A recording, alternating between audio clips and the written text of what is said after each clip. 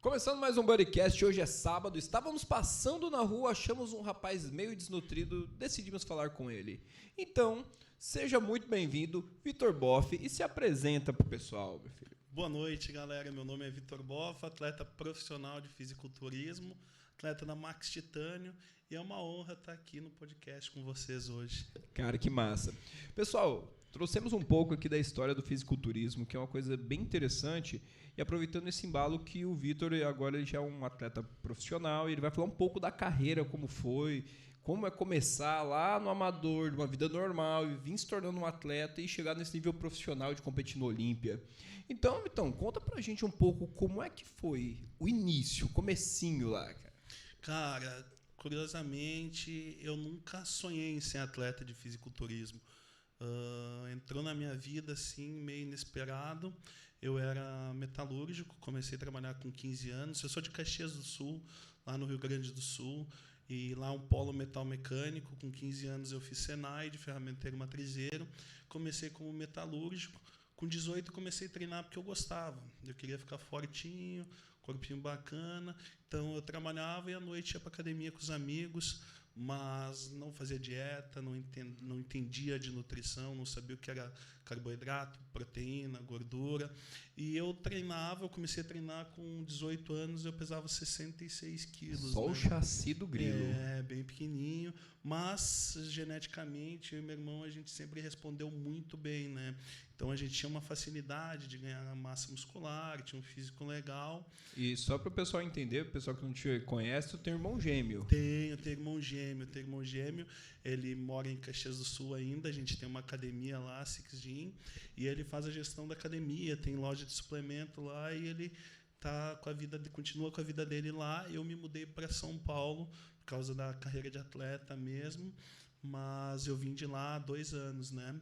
Então a gente sempre gostou de treinar, pesava 66 quilos, aí comecei a ganhar mais massa e o pessoal sempre elogiando e tal, até que com 26 anos, já 8 anos de academia, o dono da academia onde a gente treinava falou para o meu irmão: por que você não compete fisiculturismo e tal?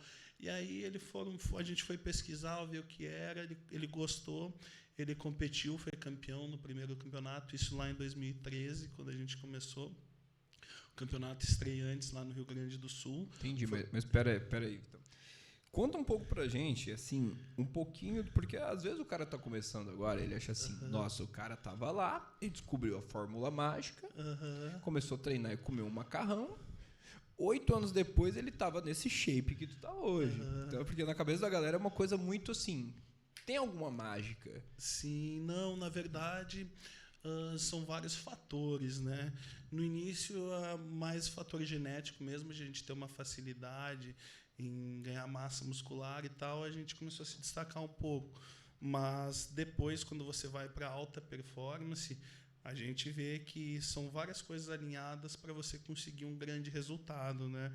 Então, você tem que alinhar a alimentação, a um treino, a descanso, a toda uma rotina, né? Então, a gente fica na rotina 24 horas por dia, 7 dias por semana, quando está em preparação, né? Então, totalmente dedicado a isso para conseguir atingir grandes resultados, né? E uma coisa interessante, eu sempre falo, aqui a gente fala bem abertamente também sobre essa parte hormonal e tudo, porque às vezes a pessoa ela pensa que, olha, com 1 ano de treino, o que eu já posso tomar?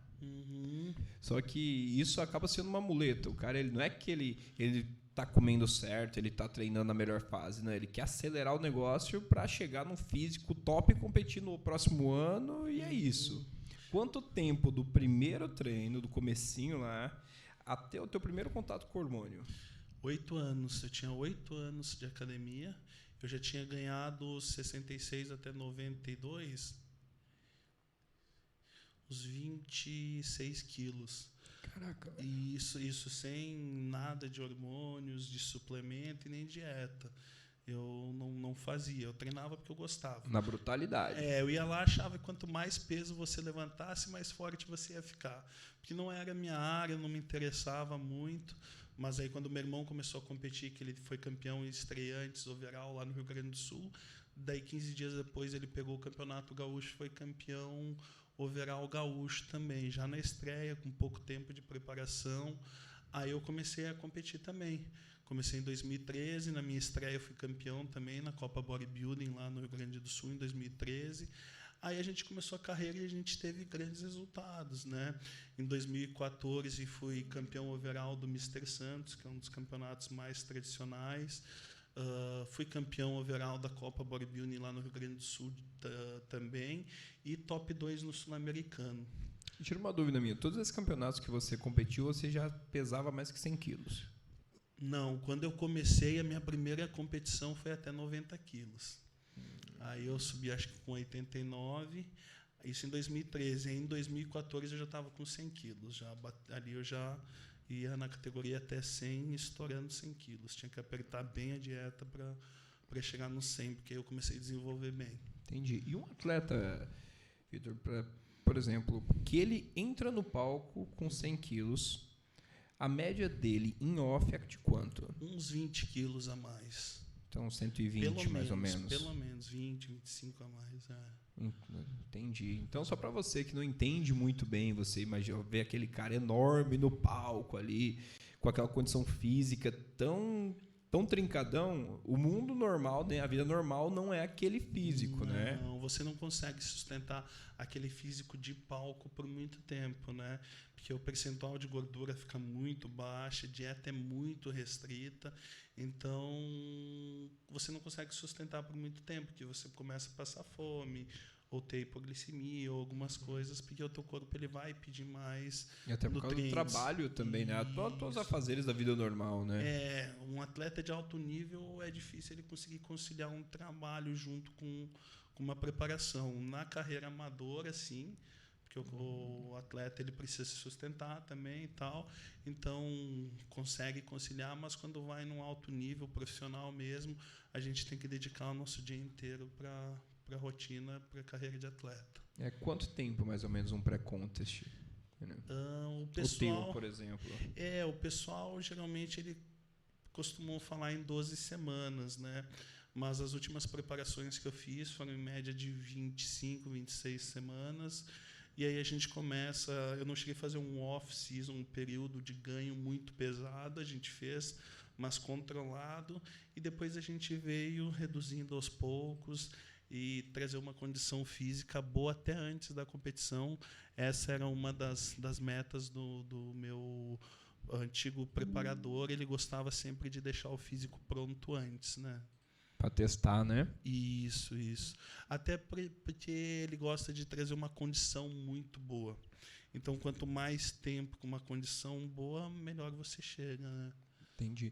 E, cara, conta um pouco pro pessoal, que assim, a gente tá falando com muita gente que às vezes nem sabe muito como funciona esse negócio de fisiculturismo, o que é um off, o que é um pré-contest, o que é uma desidratação.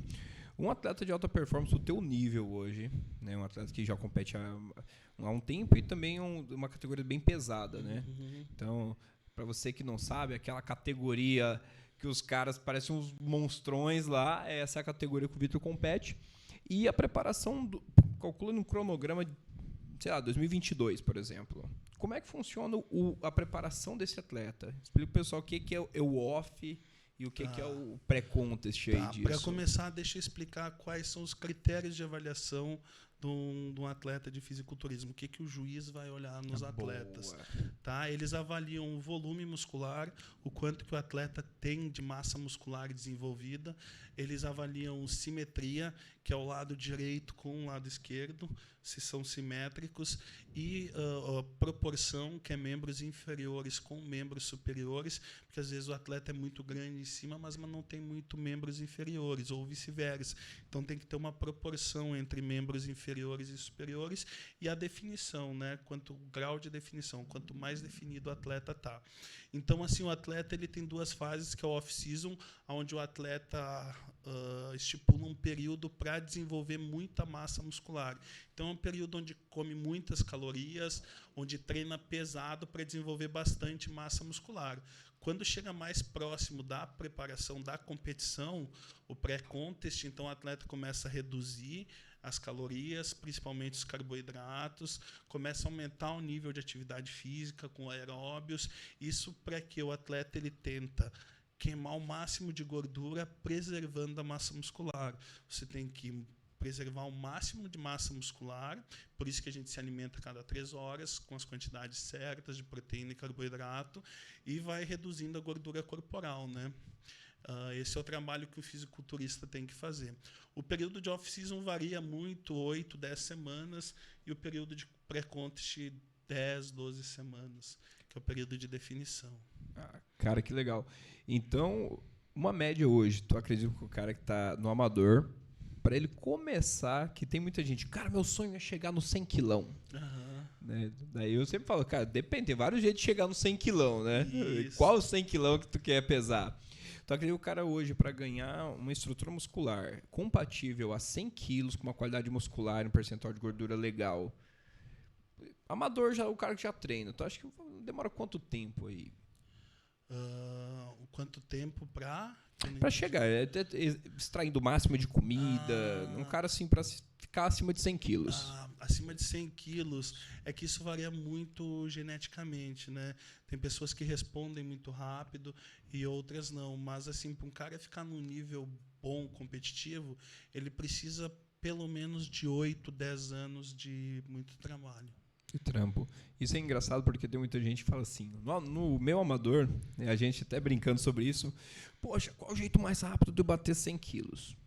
Daí, daqui a pouco, o cara começa a fazer lambança. Ele olha, às vezes, no YouTube, o cara que já tem uma condição física absurda, daí ele começa a colocar leite condensado, banana, paçoca, não sei o que, mistura uma gororoba de comida lá, fica com um bucho dilatado e um braço roliço, e fala, cara, bati o 100 quilão. Tem muita diferença aí, né? E qual é a diferença, cara? É até um assunto legal pra gente falar das alimentações, como são projetadas as alimentações de um cara, por exemplo, igual você hoje. Uma média de quantos quilos um atleta come dia? Cara, então, assim, em relação à alimentação, o atleta ele tem que ser inteligente, pelo menos o preparador dele tem que ser inteligente. Se a meta dele é bater 100 quilos, que nem você falou, como é que vai bater esses 100 quilos? Então a escolha dos alimentos é essencial, porque você tem que mandar bons nutrientes para o teu corpo. Não adianta, por exemplo, uma dieta minha de off-season, 6, 7 mil calorias, bater 6, 7 mil calorias comendo hambúrguer, pizza, sorvete é fácil, né? Agora, comendo limpo, que nem a gente chama arroz, frango, uma carne vermelha magra, até um macarrão limpo, alguma coisa assim, é muito difícil, né? Mas a importância da dieta está relacionada diretamente com a composição corporal que você vai atingir, né? Se você fizer uma dieta com bons alimentos, você vai estar mandando bons nutrientes para o teu corpo, ele vai estar aproveitando bem isso, e você vai ter um resultado bom, ganho de massa muscular e sem ganhar muita gordura, né? E se o atleta comer um monte de alimentos, a gente chama de alimentos sujos, aqueles alimentos processados que tem muita gordura, açúcar junto, caloria, né? Vazia, isso, né? Essas calorias que o teu corpo ele não vai, pelo menos, aproveitar para desenvolver mais a massa muscular, né? Acaba muita coisa virando gordura, né? Então, para você aí, magrinho, você aí, que tá querendo ficar monstrão, magrinho e tal, que faz, acho que é só comer muito que tudo vai virar músculo, e depois você não entende por que não consegue progredir o físico, porque boa parte da caloria que o cara às vezes está comendo, né, tá entrando e saindo, ou seja, ele come e caga, o músculo não fica nutrido, não tem qualidade nenhuma. E a hora que ele vai pro treino, ao invés dele ter mais rendimento, ele começa a perder rendimento e catabolizar, né? Isso você precisa entender o que seu corpo precisa e a hora que ele precisa daquilo. Então você vai montar o seu plano alimentar baseado no horário que você acorda, no horário que você treina, no horário que você vai dormir, distribuindo os macronutrientes, carboidratos, proteína e gordura, mas é importante que essa fonte seja uma boa fonte de qualidade, carboidrato, né, uma fonte de qualidade, porque eu posso comer carboidrato vindo do arroz, eu posso comer carboidrato vindo do sorvete, que vai ter açúcar, mas vai ter gordura junto e vai ter outras coisas que o meu corpo não vai utilizar para construir massa muscular, vai acabar virando gordura. Então, você ganhar muito peso, mas ganhar peso de gordura, não é inteligente, entende? Até porque, assim, acredito eu, né, Vitor, nessa fase, o cara, porque ele cresce muito, sem qualidade, a hora que ele seca não sobrou nada, ali embaixo não tem nada. Cara. É muito ilusório e, assim, depois você vai ter que sacrificar fazendo aeróbio, ficar com dieta restrita muito tempo para puxar essa gordura toda que acumulou, só que você acaba queimando massa muscular junto um pouco também, não tem como você queimar só a gordura nos períodos longos de restrição sem acabar catabolizando um pouco a massa muscular. Então, não é muito inteligente você fazer um off-season e aí ganhar muita gordura corporal. Então, tem que estar bem calculado para ter um bom resultado. E é muito sério, né? E isso estamos aqui falando com um atleta profissional que passou por todos os processos, né, da melhor forma possível para chegar no profissional. Então, assim, é diferente dos atalhos, não tem atalho, né, cara? Profissional, tudo é profissional. A alimentação é profissional, o aeróbico é profissional, o treino é profissional. Não tem atalho. Tem muitas pessoas, às vezes, que acham que é fácil ou querem buscar realmente o caminho mais fácil. Que nem você me falou, a questão de hormonal e tal. A pessoa começa a treinar, já quer tomar alguma coisa para crescer. Só que eles não entendem que a base do desenvolvimento da massa muscular é dieta, treino e descanso. Então, primeiro, tem que estar com uma dieta bem ajustada, tem que estar com ela já algumas semanas regularzinho, né? Regular e tal. E o treino tem que ser um treino eficiente, tem que ser um treino de qualidade e tem que estar com todos esses fatores bem ajustados para depois pensar em algo que possa dar um up. Mas essas outras não é fórmula mágica, essas outras coisas não constroem o físico. Eles te ajudam a dar um up. Lapidar, né? Isso, dar uma evoluída um pouco a mais. Mas a base de tudo sempre vai ser alimentação, treino e descanso. Uma das coisas que eu acho bem interessante, até queria chegar nesse ponto contigo. A gente vê muito atleta que ele chega naquela fase e fala assim, cara, eu sinto que meu corpo travou. Ele não evolui mais. Eu já mudei isso, eu já fiz, eu já tô treinando, eu já aumentei carga. Cara, teve alguma fase que você percebeu isso? Falou assim, cara, cheguei no máximo do meu físico e o negócio empacou. E se chegou, cara, como você conseguiu dar uma desbloqueada nisso? Eu vejo que isso acontece quando o atleta ele fica muito tempo no período de off-season, querendo adicionar muita massa muscular, aí fica comendo, o corpo evolui até um ponto, depois ele dá uma estagnada. Parece que não adianta se você comer mais, não parece que não. Aí o que a gente costuma fazer? A gente precisa dar uma quebrada, dar um choque no organismo. O que a gente faz geralmente muda toda a estratégia. Se você está com uma dieta hipercalórica para ganhos, a gente entra num processo tipo de pré-contest, reduz todas as calorias, deixa o corpo um pouco em restrição. Quando você aumentar as calorias novamente, parece que o seu corpo assimila muito mais. Então precisa fazer essa quebra no plano alimentar, você manter ele por muito tempo. Para algumas pessoas chega um período que depois dá uma estagnada e parece que o físico não evolui. Vai ficar contraprodutivo, né? Isso. Cara, que legal. E conta pra gente um pouco sobre como foi a sensação do último ano aí, que foi um ano promissor, né? Cara, teve o Arnold, teve o Mr. Olímpia. Como é que foi essa... Cara, 2022 foi um ano incrível. Eu sei que 2023 vai ser melhor ainda, tenho fé nisso, tenho certeza. Mas 2022 foi um ano incrível, surpreendente mesmo. Eu peguei o meu Procard, o cartão profissional. Eu já tinha ganhado em 2018, na época eu não aceitei porque eu não tinha condições de me manter numa carreira profissional, mas eu ganhei novamente em setembro de 2021. Ali eu comecei uma preparação de 6 meses para fazer a minha estreia na Liga Profissional aqui no Brasil, o Arnold Classic Brasil, que é o maior campeonato a nível nacional aqui, é o Arnold Classic. É um campeonato, para quem não conhece, do Arnold Schwarzenegger, né, famoso ator e governador lá da Califórnia. Então, ele foi fisiculturista na década de 70, ganhou 7 Mr. Olímpia. Mr. Olímpia é o maior campeonato de fisiculturismo do mundo e é considerado o pai do fisiculturismo. Então, ele tem os campeonatos em vários continentes pelo mundo. E aqui no Brasil tem também. E eu fiz a minha estreia. Então, na estreia, nas prévias, a gente tem as prévias e as finais. Nas prévias eu fui campeão já na minha estreia, com grandes atletas, né? Depois, nas finais, aí eu fiquei em segundo lugar, top 2, Então foi uma grande estreia na Liga Profissional, tive um ótimo resultado. 8 semanas depois teve o Muscle Contest Brasil, aí eu continuei a preparação. Lá eu ganhei o campeonato, ganhei um Pro Show já no meu segundo campeonato profissional e ganhei a vaga para competir no Mr. Olímpia. O Mr. Olímpia, como eu falei, é o maior campeonato de fisiculturismo do mundo.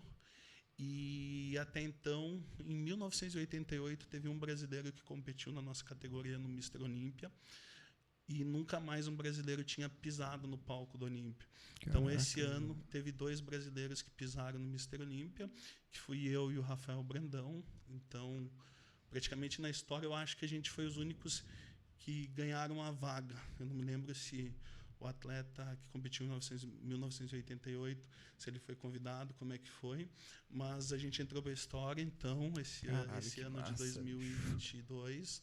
E a gente foi competir o Mr. Olímpia. Foi uma grande experiência, porque lá está entre os melhores atletas do mundo. Acho que tinha em torno de 30 atletas que ganharam a vaga. Para o atleta ganhar a vaga para o Mr. Olímpia, ele tem que ser campeão de um Pro Show, de um campeonato profissional. Então, foi um ano assim, incrível. Já em um ano de profissional, já subi no palco do Mr. Olímpia. Foi algo incrível. Então, esse ano, a gente já está se organizando, programando tudo para fazer uma temporada ainda melhor, né? E esse ano, por exemplo, entra também, tem que ganhar o Arnold para ir para a Olímpia de novo. Tem que ganhar um Pro Show. Independente. Não precisa ser até o Arnold, porque esse ano eu não vou competir no Arnold. Acho que faltam 11 semanas e eu vou entrar num período de off-season, porque agora eu preciso adicionar mais volume muscular para ficar competitivo com os atletas do Olímpia, que são atletas que já estão há mais tempo, têm um volume muscular maior. Então, eu vou fazer um período até o segundo semestre de off-season para adicionar mais massa muscular. Aí, no segundo semestre, aí eu vou decidir junto com o meu preparador e com o meu coach qual campeonato se a gente vai participar. Mas, provavelmente, vai ter um tour ali na Europa, em alguns países ali. Acho que vai ter 3 ou 4 Pro Shows. Só não olhei os locais direito ainda, mas provavelmente a gente vai bater lá. Ah, entendi. Então não necessariamente precisa ser no Brasil. Você pode competir em qualquer local e... Isso, qualquer Pro Show da NPC que dá vaga para o Olímpia, né? Show, cara. Que massa. E como é que tá hoje a tua avaliação? Poxa, subiu no Olímpia, tá com os maiores nomes aí do fisiculturismo da história. Como você se sente? Vamos agora pensar numa visão mais crítica, né? Que deve rolar muito isso. Cara, olha...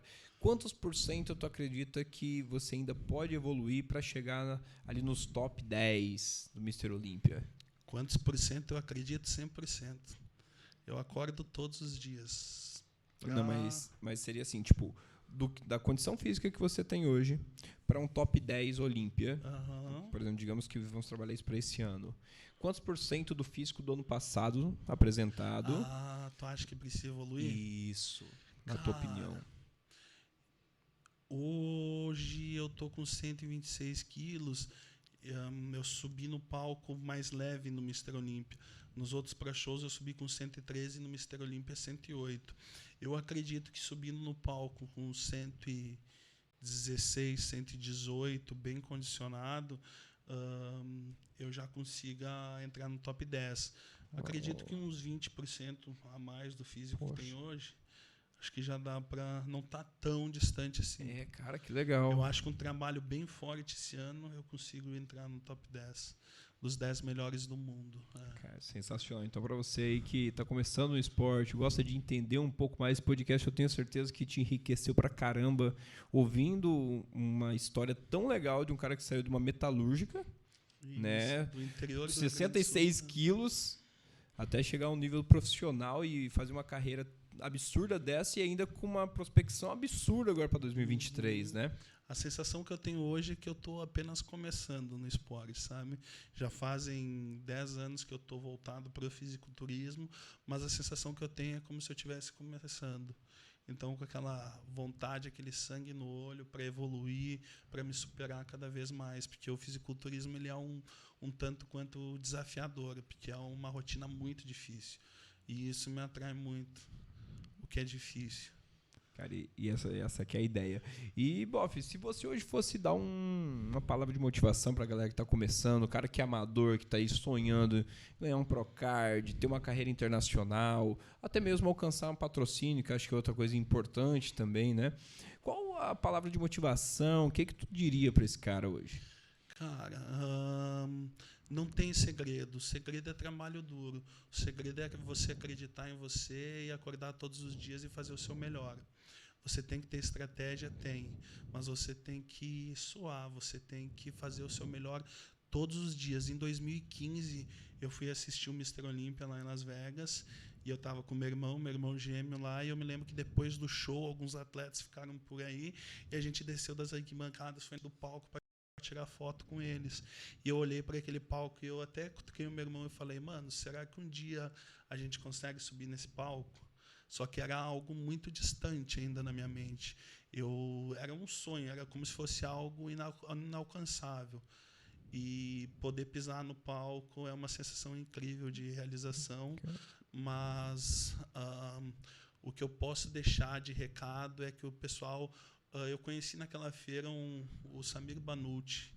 Ele foi Mr. Olímpia em 1985 e ele me falava, believe, acredite em você. E na época eu pensei, acreditar em mim, mas não é só isso. Mas é isso. Você tem que acreditar em você, ter fé no trabalho e fazer o seu melhor todos os dias. Se você fizer o melhor, se você se dedicar, você chega lá. E tem uma coisa assim que eu achei interessante na tua história, pra gente encerrar. Cara, isso aí, de tudo que tu falou, depois eu fiquei pensando que boa parte daquilo que tu vive hoje foi uma decisão que você tomou assim que teu pai faleceu, não foi? Voltou a competir. Voltei a competir, né? E, cara, porque muitas pessoas, eu tiro por mim, né? Já tive óbito na família, então assim, ou você utiliza aquilo ali como um degrau de superação, entrega teu melhor, ou senão você, tipo, se torna vítima das circunstâncias, que é difícil, poxa, não deu certo por isso. E o que tu acha, assim, o quanto isso contribuiu pro que o Boff tá hoje, essa mudança, esse mindset de superação, de superar um momento difícil disso e viver um 2022 absurdo igual foi, né, cara? Cara, eu acredito que a cada ano que passa eu estou evoluindo muito, e não só a questão de físico, mas como ser humano, mentalmente, porque as dificuldades trazem muitas experiências também, né? Então, toda dificuldade que a gente tem, seja no falecimento de algum ente querido, ou de alguma situação financeira, ou de qualquer problema, a gente tem que sempre analisar qual que é a lição que a gente tira disso, e se fortalecer mais e se tornar cada vez mais forte. Então, é isso que eu sempre tiro das situações ruins. Ver qual é a lição, o que eu tinha que aprender com isso. Porque eu sei que dali eu tinha que aprender alguma coisa para me tornar mais forte, para estar preparado pelo que vem pela frente. E uma coisa que eu sempre falo, pessoal, olha, primeiro vem um problema, depois vem o sucesso. Se você dá conta de superar o problema, aprender com ele, superar ele, lá na frente você colhe os frutos. É verdade. É exatamente como diz, isso. Pessoal, nada ensina tanto quanto um bom problema para resolver, né? Com certeza. Né? Exatamente. Pessoal, isso. E esse foi o BuddyCast, um BuddyCast, acho um dos mais incríveis que já gravamos, assim, com uma qualidade de conteúdo para você que é atleta, para você que está começando, ou para você aí que, pô, de repente só treina e acompanha esses grandes ícones, agora você sabe um pouco dos bastidores, né, Boff? Como isso acontece, e eu quero te agradecer pela oportunidade, cara, incrível de conhecer aí, saber da tua história, e sempre que puder, não sei que é longe, bicho, mas se não a gente fala te entrevistar em São Paulo ou em Las Vegas. Honra. Eu que agradeço o convite, para mim é uma honra mesmo, e a cidade aqui, Roraima, eu não conhecia ainda, é uma cidade maravilhosa, e com certeza fico à disposição aí para mais vezes poder visitar aqui e estar junto de vocês. Show demais, meu irmão. Obrigado. Fica com Eu Deus aí. Muito sucesso, que esse 2023 a gente quer lá no top 10, 2023 tá? A gente vai decolar. Uau. Vamos para cima. Tamo junto. Foi? Aí. Falei.